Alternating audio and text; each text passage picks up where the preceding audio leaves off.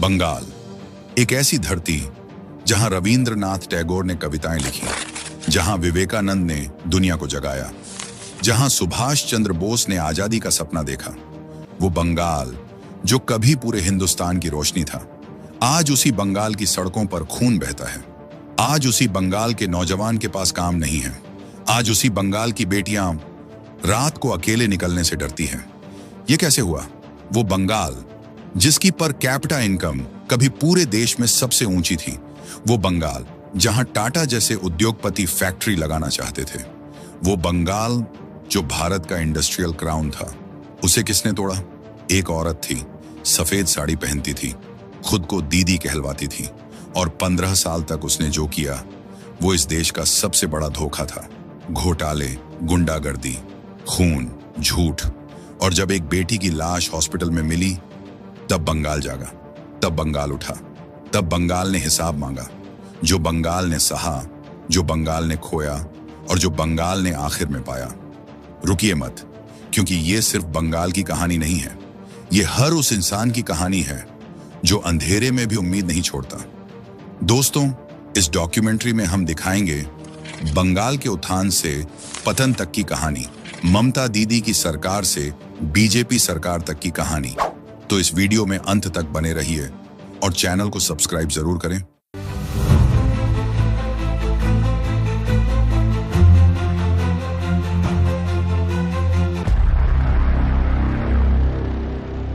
कोलकाता, जो कभी British India की राजधानी था, वो सिर्फ एक शहर नहीं था, वो एक सपना था, एक जीती जागती तहजीब था, एक ऐसी धरती जहां से पूरे देश की रोशनी निकलती थी। आजादी के बाद जब भारत खड़ा होने की कोशिश कर रहा था, तब बंगाल पहले से खड़ा था। हावड़ा का इंजीनियरिंग हब, दुर्गापुर का स्टील प्लांट, हल्दिया का बंदरगाह, हजारों जूट मिल्स, केमिकल फैक्ट्रीज, ये सब बंगाल की ताकत थे। देश का सबसे बड़ा इंडस्ट्रियल बेस यही था। कोलकाता की सड़कों पर एक जमाने में बड़े बड़े उद्योगपति चलते थे, टाटा, बिरला। इन नामों की जड़ें बंगाल से जुड़ी थीं। देश का पहला मेट्रो यहां चला, देश की पहली फिल्म इंडस्ट्री यहां पली, देश की पहली आधुनिक यूनिवर्सिटी यहां बनी। बंगाल सिर्फ एक राज्य नहीं था, बंगाल भारत का दिल था। लेकिन जो दिल एक बार टूट जाए, उसे जोड़ने में पूरी उम्र लग जाती है।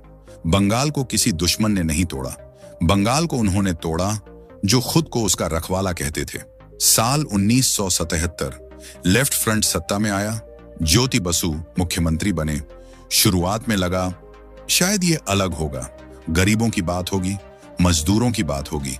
लेकिन जो हुआ वो बंगाल के लिए अभिशाप बन गया। 34 साल तक एक ही पार्टी, एक ही सोच, एक ही ढर्रा। फैक्ट्रीज बंद होने लगी, इन्वेस्टर्स भागने लगे, ट्रेड यूनियन के नाम पर काम ठप करवाया जाने लगा। जो उद्योगपति बंगाल में पैसा लगाना चाहता था, उसे पहले पार्टी को खुश करना पड़ता था। धीरे धीरे बंगाल की इंडस्ट्री गुजरात चली गई, महाराष्ट्र चली गई, तमिलनाडु चली गई, और बंगाल रह गया सिर्फ नारों के साथ। फिर आया वो पल जो बंगाल की तकदीर का सबसे बड़ा मोड़ था। टाटा ग्रुप ने बंगाल में नैनो कार फैक्ट्री लगाने का फैसला किया। सिंगूर में जमीन मिली, हजारों करोड़ का इन्वेस्टमेंट, लाखों नौकरियों की उम्मीद, एक पूरी नई इंडस्ट्रियल रिवॉल्यूशन की शुरुआत। लेकिन एक औरत को यह मंजूर नहीं था, ममता बनर्जी। उन्होंने सिंगूर में धरना दिया, आंदोलन किया, जमीन अधिग्रहण को रोका। महीनों तक राजनीति चलती रही और आखिरकार टाटा को बंगाल छोड़ना पड़ा। नैनो फैक्ट्री गुजरात के साणंद में चली गई। उस दिन बंगाल ने सिर्फ एक फैक्ट्री नहीं खोई, उस दिन बंगाल ने अपना भविष्य खोया। हर वो इन्वेस्टर जो बंगाल में आना चाहता था, उसने सिंगूर देखा और वापस चला गया। मैसेज साफ था, बंगाल में इंडस्ट्री सेफ नहीं है। लेकिन ममता को इसकी परवाह नहीं थी, उन्हें परवाह थी सत्ता की। साल 2011 लेफ्ट का 34 साल का राज खत्म हुआ। बंगाल की जनता बदलाव चाहती थी। ममता बनर्जी परिवर्तन का नारा लेकर आई। लोगों ने उन्हें भारी बहुमत दिया। उम्मीद थी अब बंगाल बदलेगा। बंगाल बदला, लेकिन बेहतर नहीं हुआ। लेफ्ट का एक तानाशाही राज खत्म हुआ और उसकी जगह आया एक और तानाशाही राज। बस फर्क इतना था, इस बार तानाशाह एक औरत थी। इस बार तानाशाह सफेद साड़ी पहनती थी।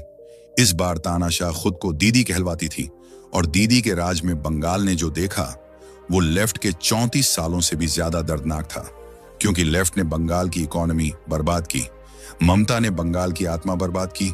गुंडा राज, खून की राजनीति सत्ता मिलते ही ममता बनर्जी ने एक काम सबसे पहले किया, विरोध की आवाज बंद करना। बंगाल में कोई नया कानून नहीं आया, कोई नया आदेश नहीं आया, बस एक संदेश गया, टीएमसी का विरोध करने वालों की खैर नहीं। और उस संदेश को जमीन पर उतारने के लिए तैयार थे टीएमसी के गुंडे। हर जिले में, हर ब्लॉक में, हर गांव में।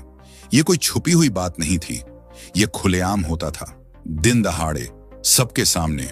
और पुलिस देखती रहती थी, क्योंकि पुलिस भी उन्हीं की थी। फ्री बीज का जाल ममता सरकार ने एक तरफ गुंडागर्दी चलाई और दूसरी तरफ चलाई फ्री बीज की राजनीति। लक्ष्मी भंडार, महिलाओं को हर महीने पैसे, द्वारे सरकार, घर के दरवाजे पर सरकारी योजनाएं, कन्याश्री, लड़कियों को पैसे, स्वास्थ्य साथी, हेल्थ कार्ड। नाम सुनने में अच्छे लगते हैं, लेकिन जरा रुकिए, ये पैसे आ कहां से रहे थे? बंगाल पर कर्ज बढ़ता जा रहा था। 2011 में जब ममता आई तब कर्ज था लगभग 2 लाख करोड़ और उनके राज में ये बढ़ते बढ़ते 6 लाख करोड़ के पार चला गया। यानी हर बंगाली के सिर पर कर्ज, हर बच्चे के सिर पर कर्ज, जो अभी पैदा भी नहीं हुआ उसके सिर पर भी कर्ज। लेकिन ममता को इलेक्शन जीतना था, तो फ्रीबीज चलती रहीं, रोड्स नहीं बनी, हॉस्पिटल्स में डॉक्टर्स नहीं थे, स्कूल्स में टीचर्स नहीं थे, इंडस्ट्री नहीं आई, जॉब्स नहीं थी। लेकिन इलेक्शन से ठीक पहले हर घर में पैसे पहुंच जाते थे। ये डेवलपमेंट नहीं था, ये जनता को खरीदना था।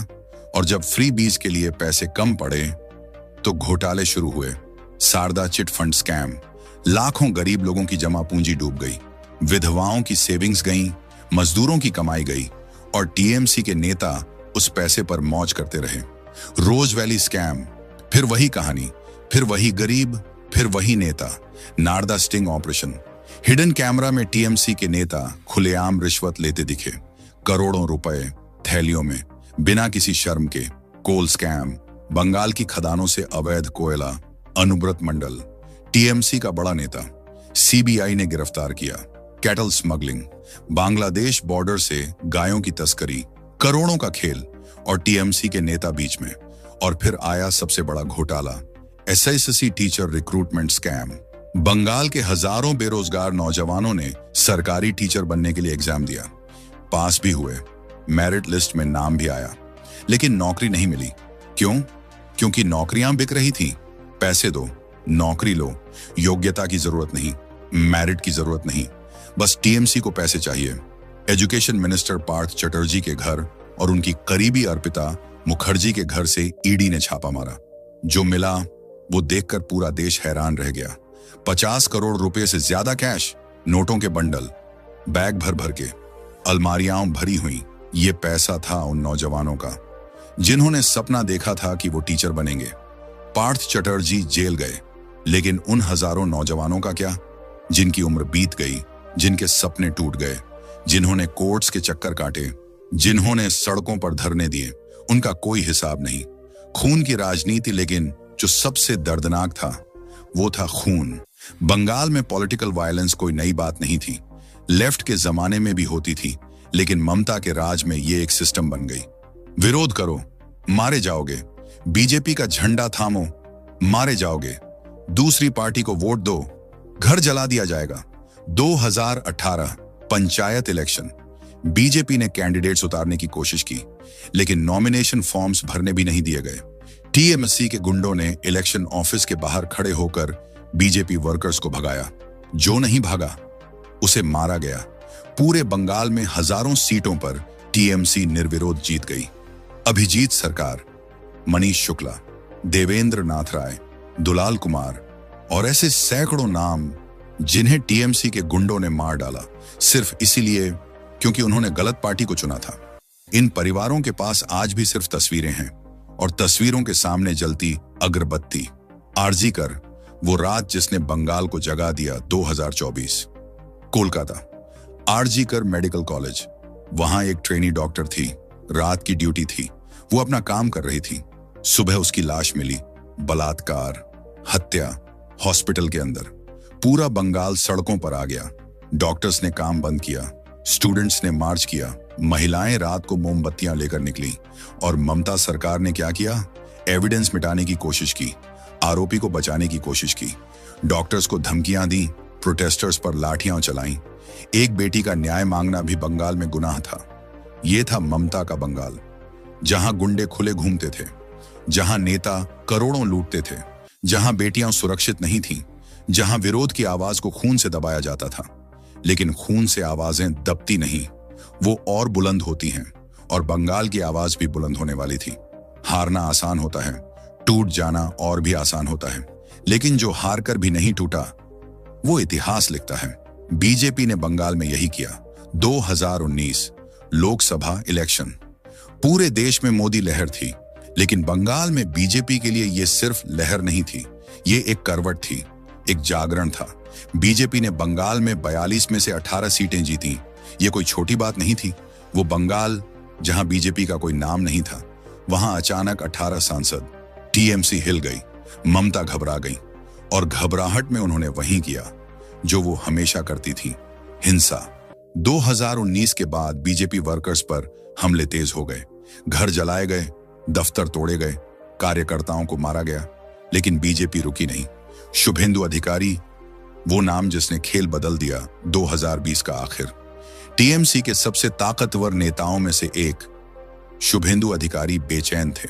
शुभेंदु कोई छोटा नेता नहीं था, नंदीग्राम आंदोलन का चेहरा, ममता का सबसे भरोसेमंद। ट्रांसपोर्ट मिनिस्टर, जिस जिले में जाता था वहां टीएमसी जीतती थी, लेकिन शुभेंदु ने देखा ममता का दरबार अब भतीजे अभिषेक बनर्जी के इर्द गिर्द सिमट रहा है। पुराने नेताओं को किनारे किया जा रहा है, पार्टी एक परिवार की जागीर बन रही है। और शुभेंदु ने फैसला किया।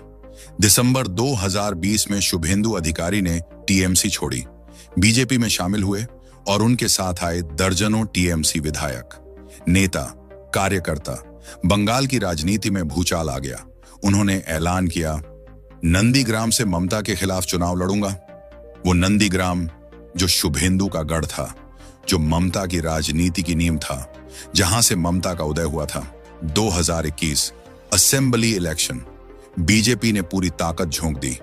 प्रधानमंत्री मोदी की ताबड़तोड़ रैलियां, अमित शाह का घर घर कैंपेन, जेपी नड्डा का बंगाल दौरा, सोनार बंगला का सपना, असल पोरिबोर्तन का नारा। पूरे देश की निगाहें बंगाल पर थीं, और शुभेंदु अधिकारी नंदीग्राम में डटे थे। चुनाव हुए, रिजल्ट्स आए। शुभेंदु अधिकारी ने ममता बनर्जी को नंदीग्राम में हरा दिया।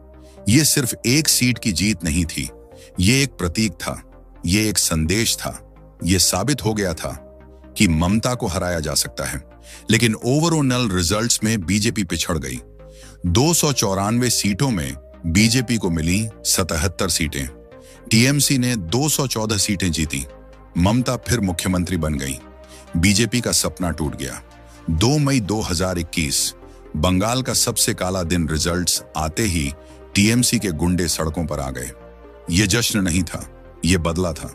बीजेपी वर्कर्स के घर जलाए गए, महिलाओं के साथ अत्याचार हुए, बच्चों को मारा गया, सैकड़ों परिवारों को अपना घर छोड़कर भागना पड़ा। बीजेपी के दफ्तर तोड़े गए, कार्यकर्ताओं की हत्याएं हुई। पूरे बंगाल में खून था, और ममता सरकार देखती रही। सुप्रीम कोर्ट ने संज्ञान लिया, लेकिन जो जा चुका था वो वापस नहीं आया। जो जाने गई थी वो वापस नहीं आई।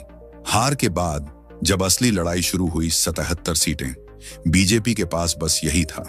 कोई सरकार नहीं, कोई मंत्रिमंडल नहीं, कोई सत्ता नहीं, बस 77 विधायक और शुभेंदु अधिकारी, ऑपोजिशन लीडर। बहुत लोगों ने सोचा अब बीजेपी बंगाल में खत्म हो जाएगी, कार्यकर्ता टूट जाएंगे, नेता वापस टीएमसी में चले जाएंगे। लेकिन शुभेंदु अधिकारी ने हार नहीं मानी। उन्होंने असेंबली में हर घोटाले को उठाया। एसएससी स्कैम पर बोले, आरजी कर पर बोले, कैटल स्मगलिंग पर बोले, कोल स्कैम पर बोले। बूथ बूथ तक संगठन बनाया गया। गांव गांव में कार्यकर्ता तैयार किए गए। हर जिले में नेतृत्व खड़ा किया गया। यह काम कैमरों के सामने नहीं होता था। यह काम होता था गर्मी में, बारिश में, रात को, अकेले। लेकिन यह काम हो रहा था, और इसी काम की नींव पर एक दिन इतिहास लिखा जाने वाला था। क्योंकि बंगाल की जनता थक चुकी थी, गुंडागर्दी से थक चुकी थी, घोटालों से थक चुकी थी, खून की राजनीति से थक चुकी थी, और जब जनता थक जाती है तो वो बदल देती है। वो वक्त आने वाला था।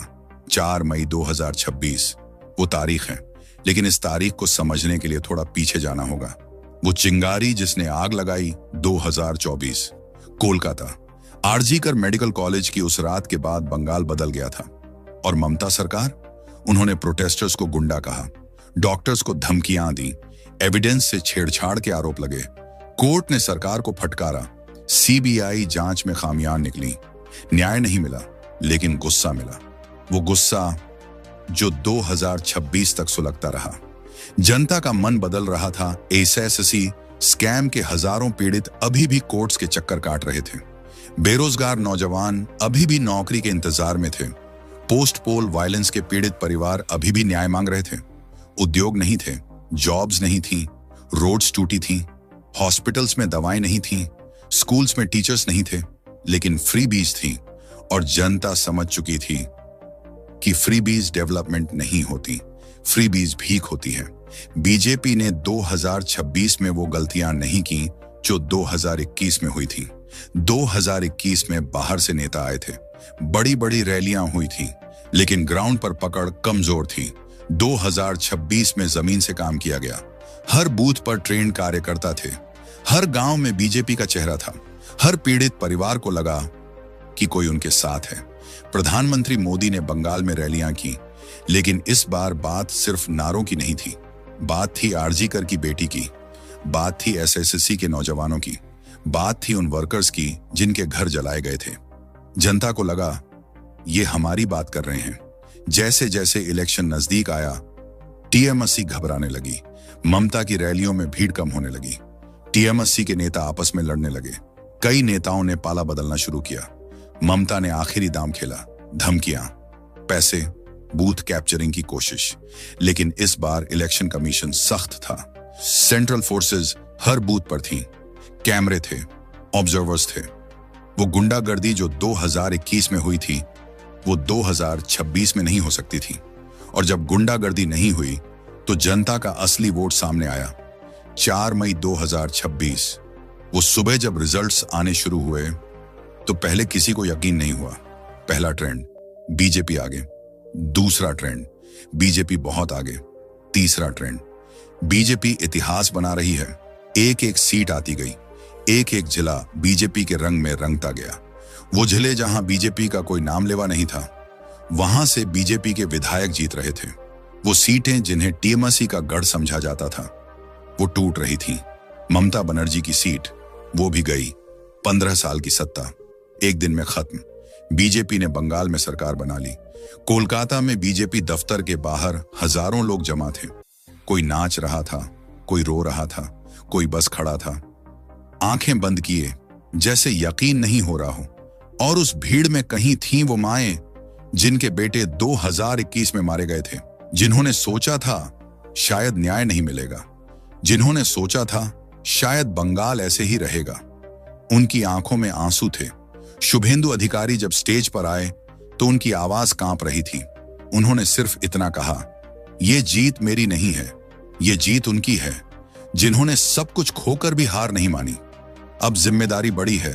6 लाख करोड़ का कर्ज है, उद्योग बंद हैं, नौजवान बेरोजगार हैं। न्याय का इंतजार अभी बाकी है, लेकिन उम्मीद है, क्योंकि बंगाल की मिट्टी में विवेकानंद का जोश है, टैगोर की संवेदना है, बोस का जज्बा है। वो बंगाल जो टूटा था वो फिर उठेगा। आपने उस हर इंसान की कहानी सुनी जो हारकर भी नहीं टूटा। ये है बंगाल की वापसी।